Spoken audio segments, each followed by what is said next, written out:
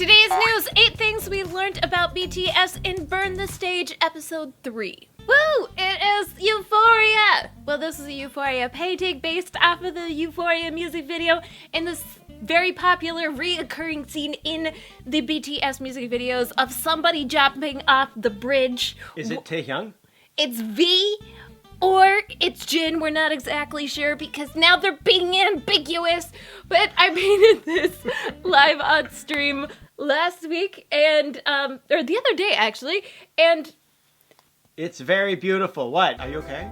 Yeah, I just had a brain fart. In the new hit web series BTS Burn The Stage, which is available exclusively on YouTube Red, there was a very interesting conversation that happened near the end of episode 3 that we are covering that involves 6 of the 7 members, minus Jungkook, who I think was absent due to exhaustion. He had collapsed earlier on while they were performing. That was one thing that was actually mentioned in this article. One thing we learned is that they work really hard. Rap Monster feels a lot of pressure.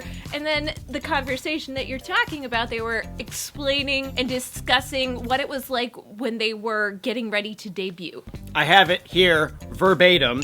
Suga said, "I had no idea what holding onto my broken shoulder meant."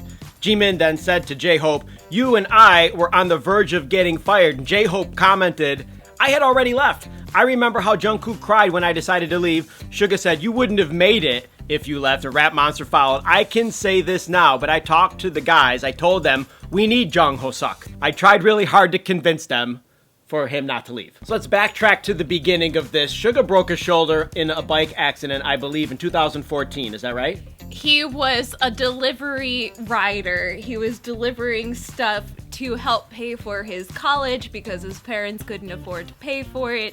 And he broke his shoulder, but he told them something else. He was going to try to keep it from the company. But when they found out, they were like, "Dude, we're gonna pay for your college. You need to stop delivering and start, continue b-boying, continue doing what you're doing, and focus on the music." Broken bones are actually more traumatic than maybe some people realize if you haven't had them, and I think this was probably one of the lowest points that BTS had ever experienced.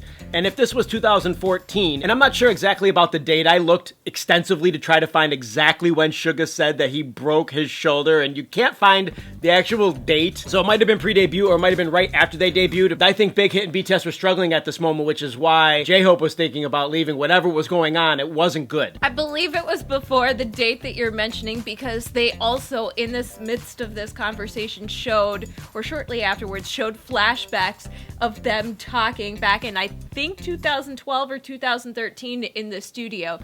But you get to see so much about what it's like, the inside track, how much work and effort goes into being a part of BTS, because they're sitting in Brazil and they're working, they're in their hotel rooms, they're working. Okay, Cookie is not exactly working, he was playing Overwatch, but the rest of them were working. He's the maknae, he's allowed to goof off. No, but you're totally right, I agree. You get to see so much, and I think one of the main aspects that sticks out to me is how much Rap Monster and Suga, probably in the beginning, held this crew together. If you watch the clip we're talking about, Rap Monster and Suga are basically doing all the talking. I mean, they're all hanging out and talking to each other, but Suga's talking more than the rest of them, and then Rap Monster has this natural ability to sort of be the leader. There's a traditional aspect to BTS, and then there's the non-traditional, because if Jin is the oldest, you see the confidence of Rap Monster and Suga being able to keep these guys working together no matter what, and yet Suga does it in such a casual way, like, "Oh yeah, no, I'm just gonna do the talking here," and then you got V in the background who's listening to everything. I just like that they can speak freely like this. We would not have known about this particular thing, I think, in the BTS Burn The Stage episode 3 webcast if they didn't like each other as much as they do.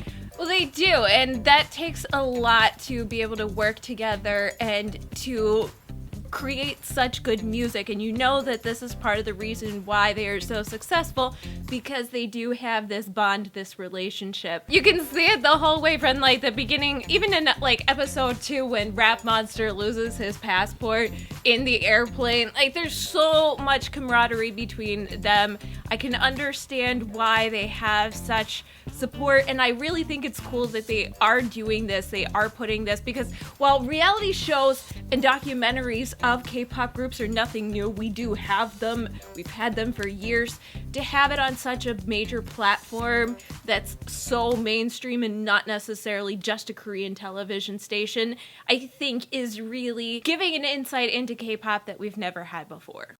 Comment you guys your reaction. J-Hope thinking about leaving. He talked about it. You got to see the episode yourself. I did flash up the transcription of that specific part of the episode. But what's your reaction to this? Have you been watching BTS's Burn the Stage? What are your thoughts?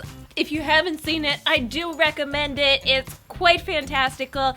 Even if you're not the biggest fan of BTS, if you're a fan of K-pop, I think it gives a lot of insight into what it's like being a K-pop, being a star, the glamour, and the not so glamour. And on top of that, they're in Chile as part of the episode 3. The concert in Chile, wherever the venue was enormous. The Chileans came out in full force. That looked really exciting. I felt envious. I wanted to be there too. Comment you guys. Let us know what you're thinking. Click the like button. Thank you for supporting us here at hallyuback. Click the bell for notifications. Check out the link to K-Gon. Don't forget to subscribe for more hallyuback news. That's it. We're out of here. Hasta luego. Bye.